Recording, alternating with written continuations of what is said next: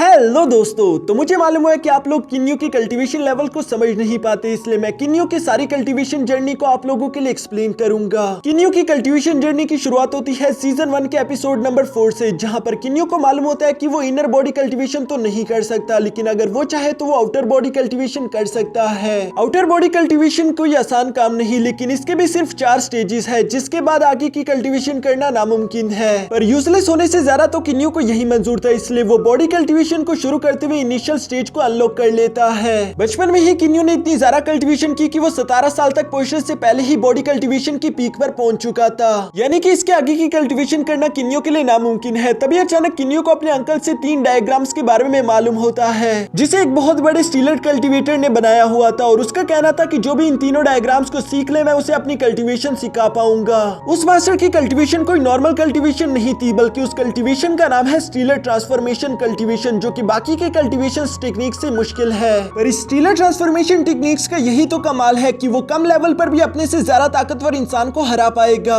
किन्नू को जब से इन 3 हेवनली डायग्राम्स के बारे में मालूम हुआ था, वो लगातार कोशिश करते हुए इन्हें ढूंढकर प्रैक्टिस करने की कोशिश करता है, और सीजन 1 के लास्ट तक उसने तीनों डायग्राम्स को प्रैक्टिस कर लिया था, जिसकी वजह से किन्नू को मास्टर लीवाई की तरफ से स्टीलर ट्रांसफॉर्मेशन कल्टीवेशन की बुक मिल जाती है। और यहाँ पर किन्नू की पहली दफा स्टीलर ट्रांसफॉर्मेशन कल्टीवेशन जर्नी शुरू हो गई थी, जिसमें से फर्स्ट रेल्म का नाम है नेबुला रेल्म, और हर रेल्म के 4 स्टेजेस होते हैं, जिसे हम इस तरह से नाम दे सकते हैं: nebula early stage, nebula middle stage, nebula late stage and nebula peak stage. अब दोस्तों, आप लोगों को ये बात तो मालूम होगी कि किन्नू का हर रेल्म एक तरह के अर्ली स्टेज से शुरू होता है, जिसके अंत में हम उसे पीक स्टेज कहते हैं। इसलिए मैं आप लोगों को आगे के लिए स्टेजेस नहीं बताऊंगा, मैं बस आप लोगों को सिर्फ रेल्म्स के बारे में बताऊंगा, क्योंकि कल्टीवेटर अपने पीक स्टेज पर पहुंचने के बाद ब्रेक थ्रू करके नेक्स्ट रेल्म जा सकता है, और उसका नेक्स्ट रेल्म हमेशा अर्ली स्टेज से शुरू होगा। तो नेबुला रेल्म के बाद किन्नू का सेकंड रेल्म आता है, जिसे हम मीटियोर रेल्म कहते हैं। यहाँ पर किन्नू की सिर्फ 24 साल उम्र थी जब किन्नू ने इस स्टेज को हासिल किया। आप लोग इस स्टेज को सीजन 2 के एपिसोड नंबर 12 में देख सकते हो। इसके बाद किन्नू का हेवनली ट्राइबुलेशन एग्जाम हुआ, जिसकी वजह से किन्नू ने अपने कोर रेल्म को हासिल कर लिया था। किन्नू के इस ब्रेक थ्रू को आप लोग सीजन 3 के एपिसोड नंबर 8 एंड 9 में देख सकते हो। यहाँ तक आते हुए किन्नू की एज 42 साल हो चुकी थी। बाकी के लेवल ब्रेक थ्रू करने में किन्नू को काफी ज्यादा वक्त लगा, लेकिन अपने कोर रेल्म से प्लेनेट रेल्म में जाने के लिए किन्नू को बस सिर्फ 3 साल लगे।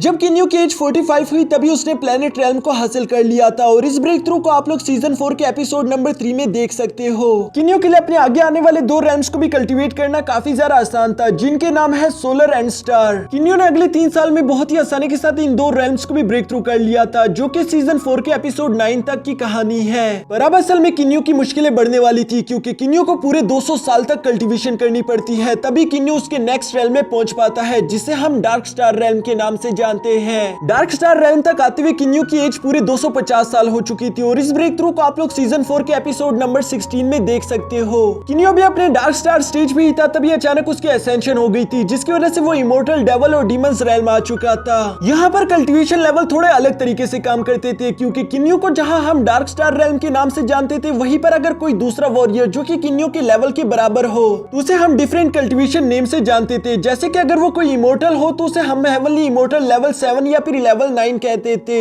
साथ ही साथ डीमंस और डेवल की भी कल्टीवेशन लेवल्स के नाम अलग है, इसलिए मैं उनकी तरफ नहीं जाऊंगा, नहीं तो ये वीडियो काफी ज्यादा लंबी हो जाएगी। मैं सिर्फ किन्नू की कल्टीवेशन जर्नी पर ही ध्यान दूंगा। सिंपली अगर मैं कहूँ तो किन्नू अपने स्टीलर ट्रांसफॉर्मेशन टेक्निक का इस्तेमाल करके कल्टीवेशन कर रहा है, इसका मतलब उसकी कल्टीवेशन नेम्स भी डिफरेंट होंगे। यह इमोर्टल वर्ल्ड में असेंशन के बाद ही किन्नू को काफी ज्यादा मुश्किलात का सामना करना पड़ा था, लेकिन उसका कल्टीवेशन लेवल अभी डार्क स्टार रेल्म पर है, जो कि काफी ज्यादा कम था। इसलिए किन्नू लगातार 100 साल तक कल्टीवेशन करके अपने ब्लैक होल रेल्म को अचीव कर लेता है, जिसे हम सीजन 5 के एपिसोड नंबर 5 में देख सकते हैं। यहाँ तक पहुंचते हुए किन्नू की एज 310 साल हो चुकी थी, लेकिन अब आगे के रेल्म्स को अचीव करना किन्नू के लिए काफी ज्यादा मुश्किल होता जा रहा था। इसलिए किन्नू के नेक्स्ट रेल्म तक पहुंचने में उसे काफी ज्यादा वक्त लग जाता है, पर जियांगलिन आर्टिफैक्ट की वजह से किन्नू ये आसानी के साथ कर पाया, क्योंकि हमें ये बात अच्छे से मालूम है कि बाहर की दुनिया का 1 साल जियांगलिन आर्टिफैक्ट के 10 साल के बराबर था। इसलिए किन्नू वहीं पर बैठकर 300 साल तक कल्टीवेशन करता है, जिसकी वजह से किन्नू अपने ओरिजिन रेल्म के फर्स्ट स्टेज पर पहुंच चुका था। इस ब्रेक थ्रू को हम लोग सीजन 5 के एपिसोड नंबर 17 में देख सकते हैं, और यहाँ पर किन्नू की एज 650 साल से ज्यादा हो चुकी है। साथ ही दोस्तों, जैसा कि आप लोगों ने मेरी सीजन 5 के सेकंड लास्ट वीडियो में देख लिया था कि किन्नू अपने ओरिजिन लेवल की मिडिल स्टेज पर पहुंच चुका है, लेकिन यहाँ इस मिडिल स्टेज को एक्टिवेट करने के लिए किन्नू को 4000 साल से भी ज्यादा कल्टीवेशन करनी पड़ी। ये सब किन्नू अपने जियांगलिन आर्टिफैक्ट के सेकंड फ्लोर की वजह से कर पाया, क्योंकि वहाँ के 100 साल बाहर के 1 साल के बराबर थे। इस तरह से किन्नू अपने अपने ओरिजिन रैम के मिडिल स्टेज पर पहुंचने के बाद आखिरकार अपने हेमली ट्राइबुलेशन एग्जाम को दे देता है, जिसकी वजह से किन्यू गोल्ड रैम पहुंच चुका है। यहाँ तक की जर्नी आप लोगों ने ऑलरेडी सीजन 5 तक देख ली है। अब सीजन 6 में हमें आगे की जर्नी दिखाई जाएगी, लेकिन मैं फिर भी आप लोगों को किन्यू की कल्टीवेशन के आगे की रैम्स के नेम बता देता हूँ।